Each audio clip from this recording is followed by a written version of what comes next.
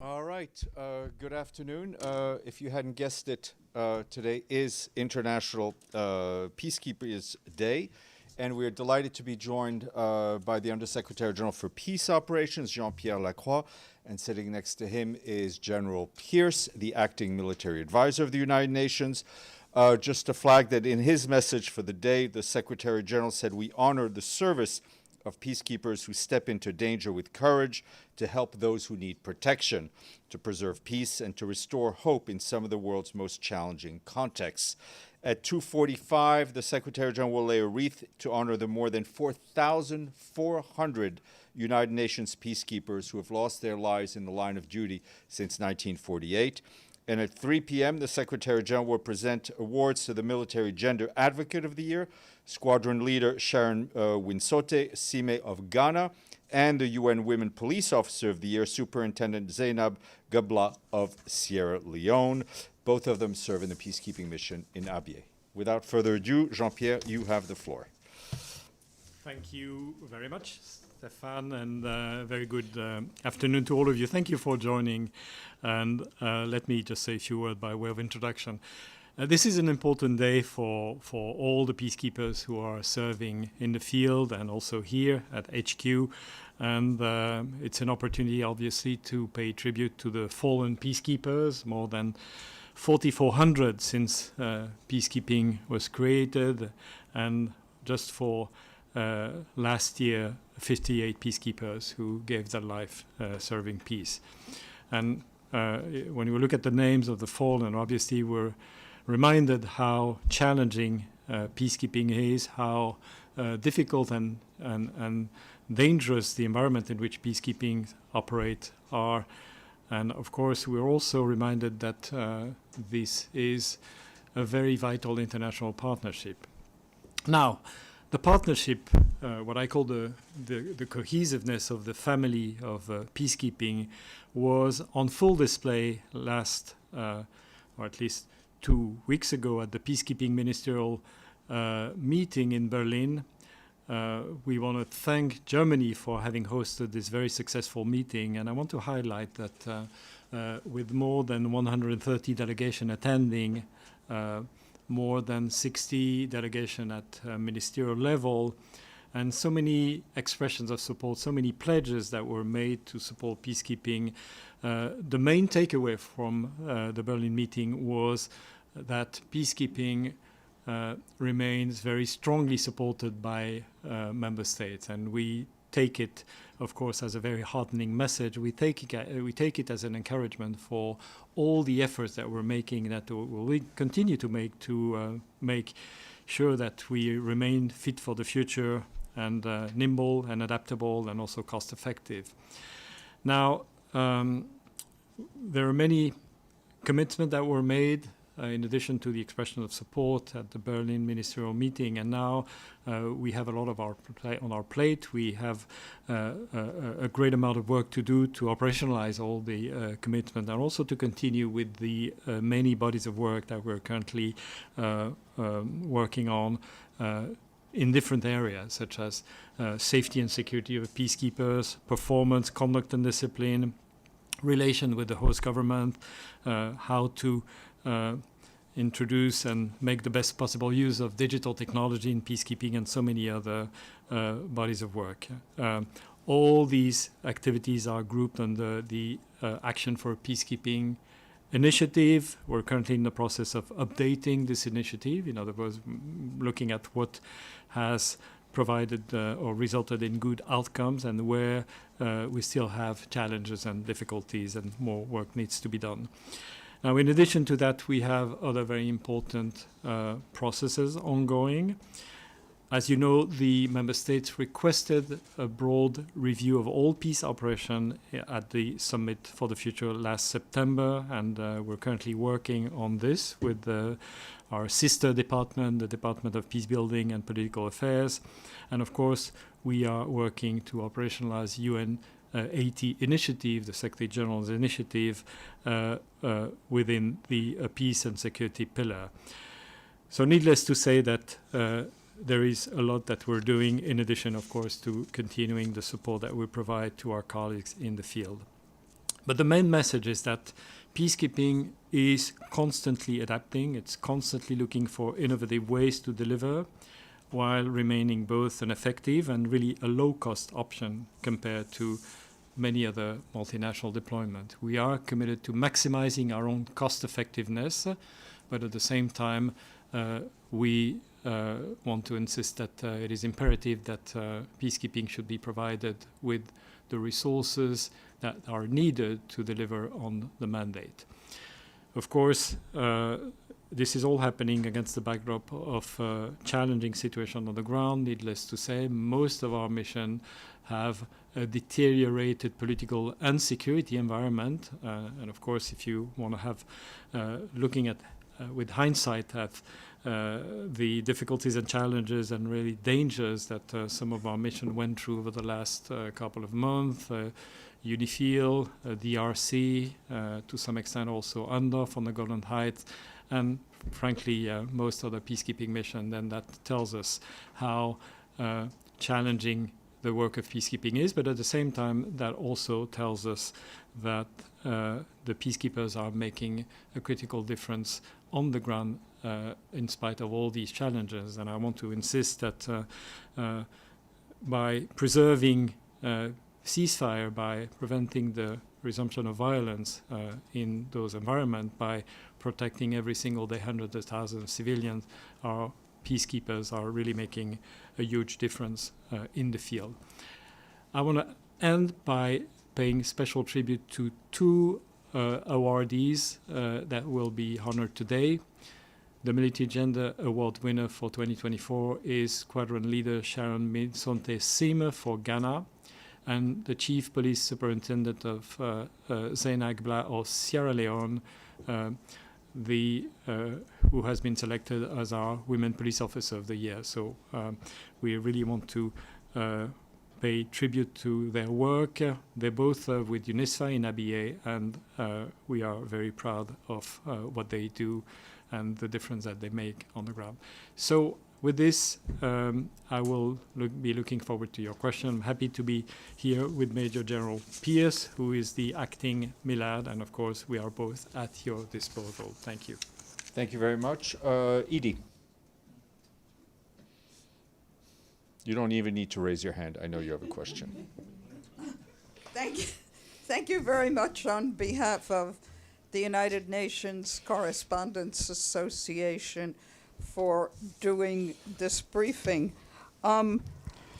First, could you give us an update on the pledges and the financing holes still left for peacekeeping budget, and if you know whether the United States has paid anything toward it in the past, since last fall.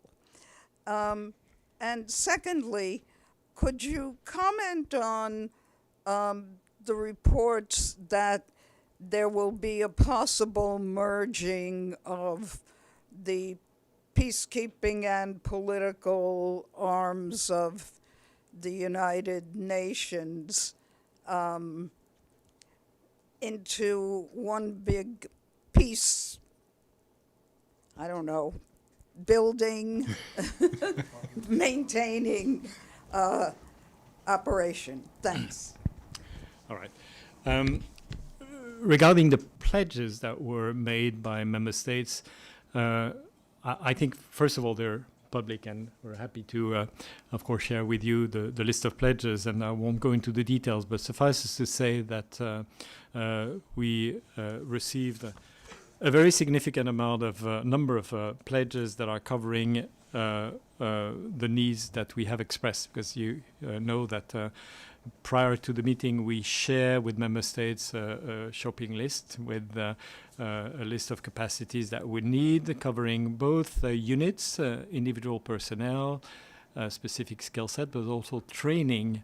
And I'm very satisfied that the pledges that we received from member states essentially cover the needs. Again, I won't go into the specifics, but we made some there was some emphasis on the evolving skill set that are needed in peacekeeping, and of course one of them is the capacity to adapt in terms of new technology, digital technology, data, situational awareness, communication, countering mis and disinformation, and so on and so forth. But of course, many more than this. Now, as far as finance and liquidity, we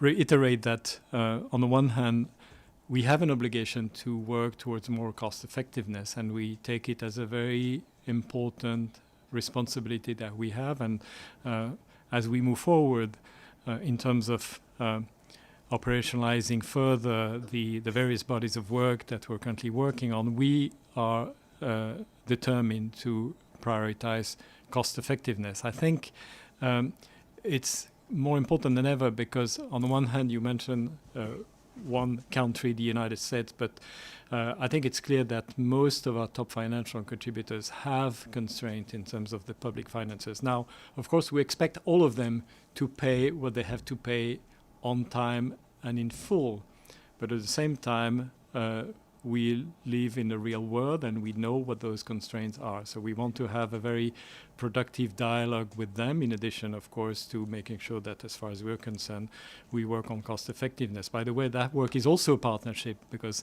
we can do more in terms of streamlining mandates. We can do more in terms of using digital technology and thereby saving money. We can do more in terms of making sure that we make the best out of the various partnerships that we have on the ground. But all of this, of course, not only depends on us, but also on the work with member states. UNAT, what I can tell you is that within the peace and security pillar, we've been working very hard to respond to the request by the Secretary General in terms of making sure that we elicit more efficiencies. We look at duplication, we look at overlaps, and of course this is all happening against the backdrop of the financial constraint that I just mentioned. It's a work in progress, and ultimately, as you know, that's what the Secretary General indicated. The continuation of that work will result in the Secretary General submitting to Member States a revised budget by September, and ultimately a lot will depend on what Member States will decide. But what I can tell you is that we're actively working on the basis of what our Secretary General requested from us, as well as from all other entities within the UN system. Thank you. Amélie, and then Deji. Thank you. Amélie Bottelier from AFP News Agency. You mentioned the request by the member states to reflect on how to improve or adapt the peacekeeping operation in the future. One of the ideas floated around is the link to the issue of whether the UN can do peace enforcing or not, and with some kind of hybrid system with a UN mandate but regional organization taking over on the ground. One of the recent examples is the mission in Haiti, which is not a success as for now. It's not been able to deploy fully. It has no money, no equipment, not enough troops. So with that in mind, do you see any kind of future model that could address the shortcoming that the Haiti mission is facing? Thank you. Right. No, I think that over the past decades, really, I mean, the UN has been very creative in terms of models. And if you look, we recently had commissioned the review of different models of peacekeeping, and the outcome is really that, a lot has been already experimented. And I think that when it comes to situations where peacekeeping is not really the adequate solution, but yet there is a need for support from the international community, including with uniform elements, then we have Resolution 2719 on Africa mission, and we have regarding Haiti a proposal by the Secretary General, which was issued to the Security Council, I believe, at least 3 months ago. So then the question is, when are we to expect a decision from the Security Council? Now it's really in the hands of member states. The MSS is obviously in need of more support. I think the proposal by the Secretary General would meet that need, and I think that would also encourage more police contributing countries' contributions to that force, which is not yet at the level in terms of numbers that is required. So right now, what we're really expecting is movement from the Security Council so that the need of the MSS should be met. And of course, there is a high degree of urgency. Thank you. Deji, then Sherwin, then Celia. Mr. Lacroix, just you said the priority is cost effectiveness. For us, maybe it's 2 words, cost and effectiveness, and these are dilemma. If you lower the cost, how can you keep the effectiveness at the same level? Do you worry, are you going to cut the numbers of staffers out there? Are you going to shrink the existence? How are you exactly going to do that? All right. Well, I think obviously the priority is to deliver mandates, because that is what is expecting from us by member states. At the same time, cost effectiveness is one critical element. It's not the priority, it's an important priority.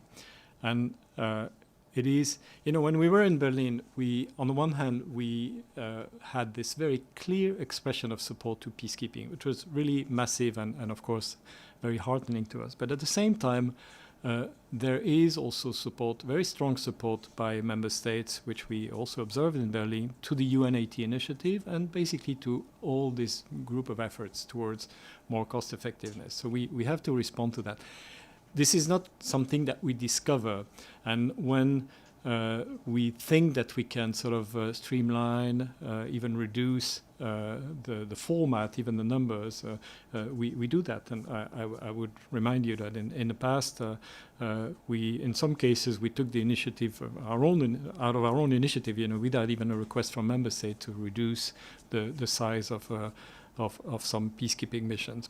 But it's not only about reducing, it's also about imagining how we can be more effective with different kind of measures. Again, digital technology can be very important.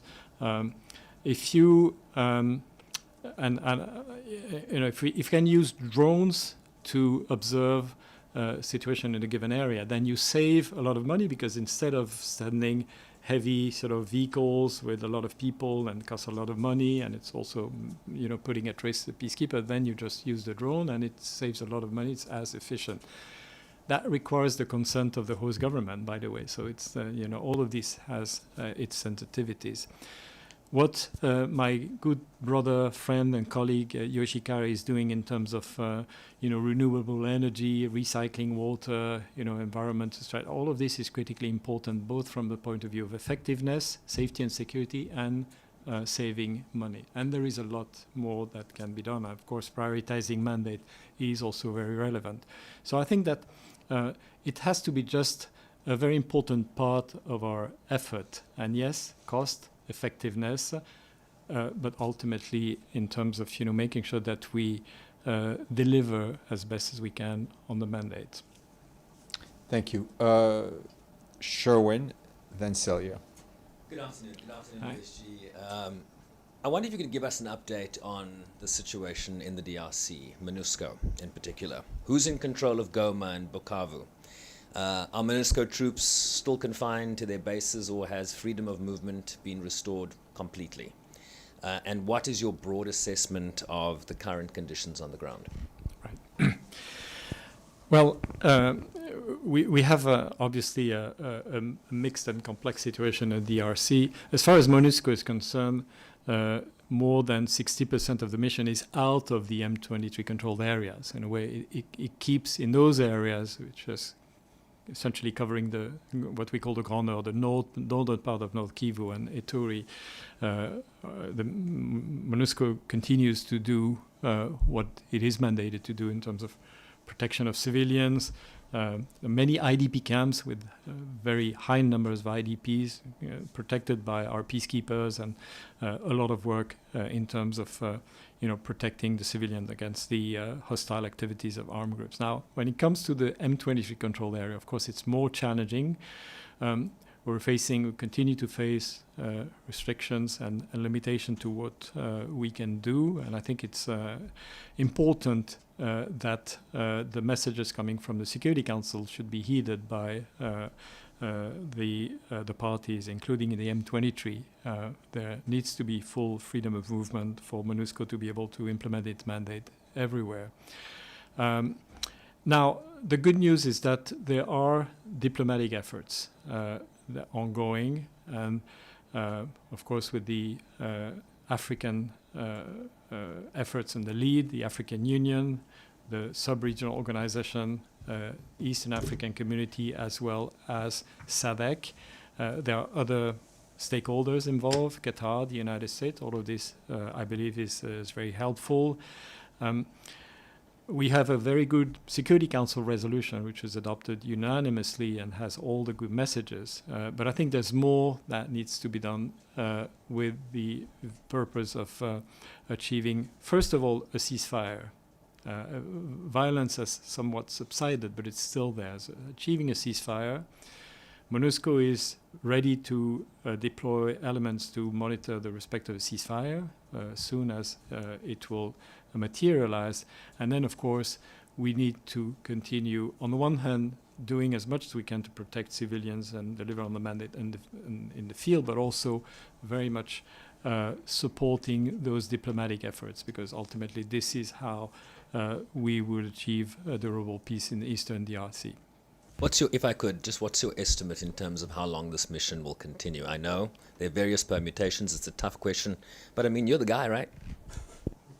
Well, I think that if you look at the role that MONUSCO continues to play in terms of protecting civilians, even with all the challenges, then the question is, if we leave today, then those civilians, and it's really, we're talking about hundreds of thousands, will be totally unprotected. So we have to factor that in. I think we also need to factor in the fact that, the deterrence against armed group, and again, in spite of all the challenges, but I've seen that with my own eyes. Ituri, Grand Nord continues to be a reality, continues to be important. And the readiness that we have to, again, support ceasefire when it happens. Yeah, and we have plans. The plans are ready. By the way, the plans involve the deployment of units pertaining to countries that are member of EAC or SADC. So we're sort of factoring in the role of these regional organizations in terms of our contingency planning. So all of this remains very important. Now, if you ask me, of course, we depend on our member states, but the case that we would make to them is that there continues to be a need for that operation as long as the situation is what it is on the ground. Before we go to Celia, just wanted we've been joined by the UN Police Advisor, Commissioner Faisal Shakar. So welcome. Celia. Mr. Lacroix, will DPO merge with DPA? And if so, should it be good for African missions? How do you see it? Well, I will just repeat. I mean, all of this is a work in progress. We have UNAT. We have been working, following the guidance of the Secretary General, within the peace and security pillar, including working very closely with the Department of Peace Building and Political Affairs. I think a few general ideas emanating from that common work has been alluded to by the Secretary General in various pronouncements from him. But ultimately, there are still many steps that have to be made, before the work is final. It has to go to the Secretary General. Secretary General has to make a decision on the various proposals that will come from us as well as from the other entities, across the system. And then most of this will have to be ultimately litigated by member states. So that's really what I can tell you at this stage. Yoshita, then Ahmed. Thank you. USG Lacroix, you had gone to New Delhi earlier this year for the Conference for Women Peacekeepers. Can you share what your assessment was of that, and also, how you saw countries, troop contributing countries, especially India, contributing to women peacekeepers, some of the challenges that they highlighted? Can you share your assessment? Thank you. Thank you.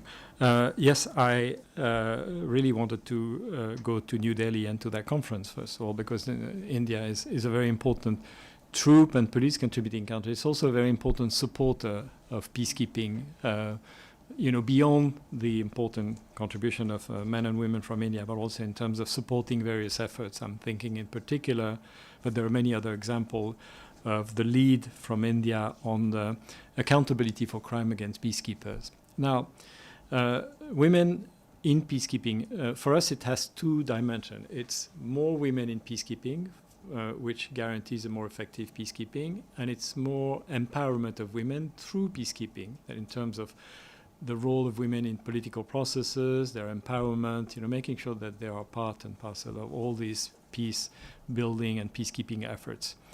There is nothing ideological in this. It's just plain realism that women need to be fully involved and participating in all these efforts. And that's why we are continuing our effort to have more women in peacekeeping. Actually, we're doing good in terms of the numbers, although we still have more to do. The police is doing well, the military is doing well, except that we're still having a challenge in terms of the formed military units, just because the resources of our member states is not so high, and also in terms of senior female general, although thankfully we have excellent examples of that, next sitting to my right with Major General Pierce. But yes, we would want to have more senior female general, applying for positions of force commander, deputy force commander. So work in progress.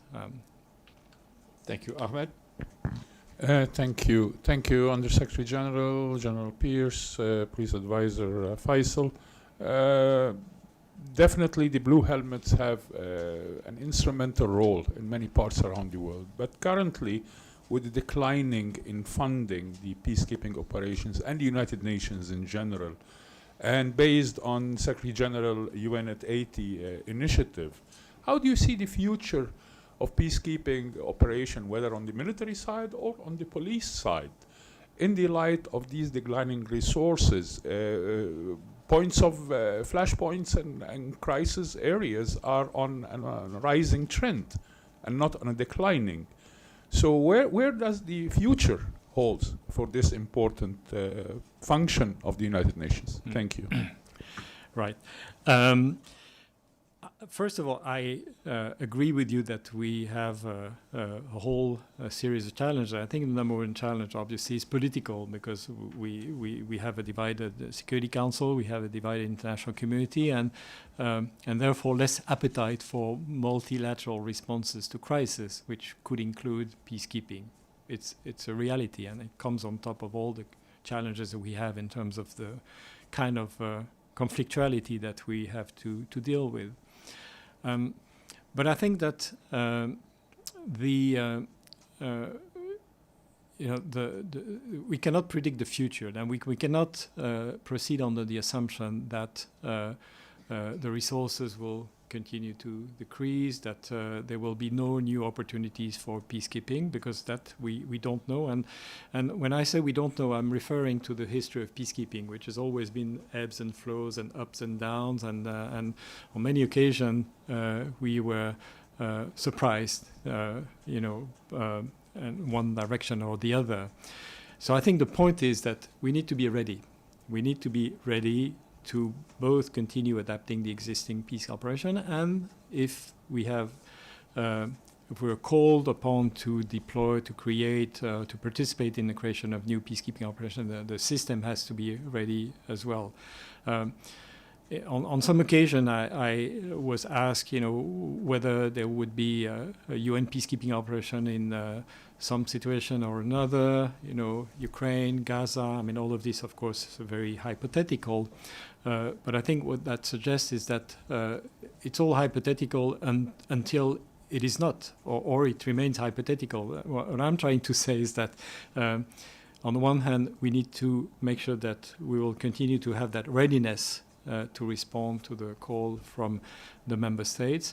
On the other hand, we also need to make sure that the member states understand the value of peacekeeping and understand that it is an important tool that might be quite handy in terms of responding to crisis.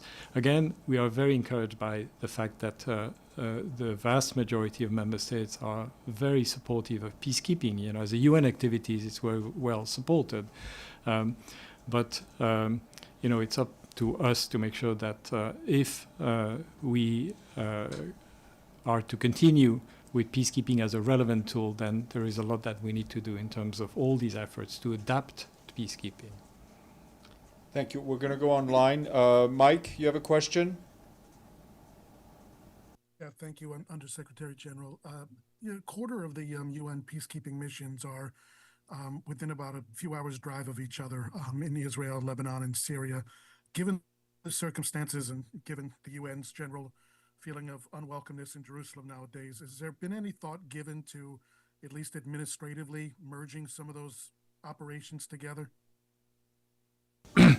Well, I think there's already a lot that is being done along these lines. First of all, you would know that both UNIFIL and UNDOF have observers, military observers coming from UNSO. I'm talking about Observer Group Lebanon, Observer Group Golan.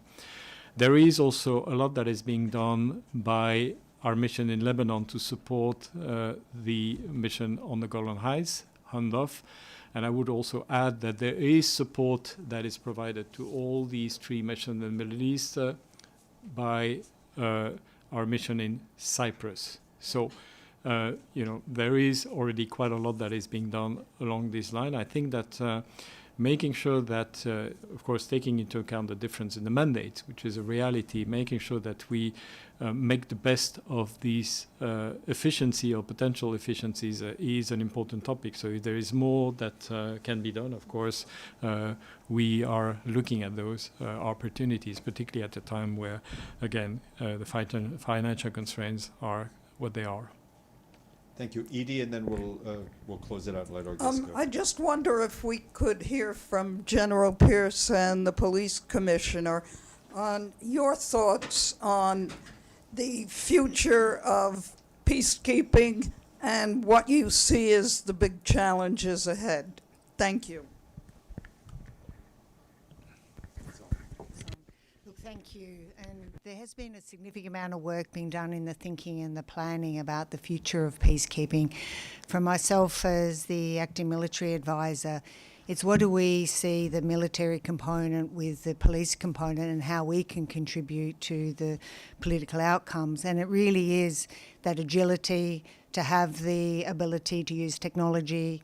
What do we need in aviation, cyber, maritime, to have a look at the forces we need for the future, the training we need to ensure that our member states have in the preparedness of those forces, so that should a decision should be made that we have the pledges, the contributions and the preparedness to do so. But it's a continual work that we do with member states thinking about the future forces and what it will need to look like. So it's very active in the work we're doing at the moment. Thank you. Just aligned with what General Pierce mentioned on police side, also what we foresee for the future is demand for more specialized police expertise, which are not also easily available. So what we foresee is that in the coming future, we will have to align our recruitment procedures with the demand for specialized police expertise, like forensics, like digital policing. And this entails a lot of coordination to the member states on their training, and also the spareability, because there is all countries have their own issues on security as well. So the biggest challenge will be that how we can still get a sizable number of specialized police expertise, and how UN can assist them in getting that pool trained and selected. Thank you. So then we're going to have to go, Ahmed. Go ahead. Thank you. Just a quick follow-up. Since there is a shortage in skills, sets of skills on the police and the military side, why doesn't the peacekeeping outsource these and hire private contractors? Yet they are operating under the umbrella or under the flag of the UN peacekeeping. I think that first of all, there are a number of private operators that are supporting peacekeeping in the area of aviation, in the, of course, many areas. And we've also used private contractors when it comes to UAVs. But if you talk about uniformed personnel engaged in peacekeeping-related operation, then I think that this is a very different ballgame, and that would entail a number of very, very sensitive and difficult issues. I mean, ultimately, where the responsibility lies, it would lie with us, the UN, and these entities, and especially if you talk about private security companies, that they are for profit. I think the beauty and the value of peacekeeping is that it's a partnership across member states and with the UN. And I think that we want to keep it that way. Of course, again, that doesn't preclude the use of contractor within the limits that I've sort of signaled. But it's essentially that kind of partnership, which I believe is a very strong, indispensable platform for peacekeeping. Thank you very much, Undersecretary General. Thank you, Major General Pierce. Thank you, and Commissioner Shakar. Thank you. And we're going to let our guests go, and then we'll do our family business without them. Best that it's not be witnessed by anyone.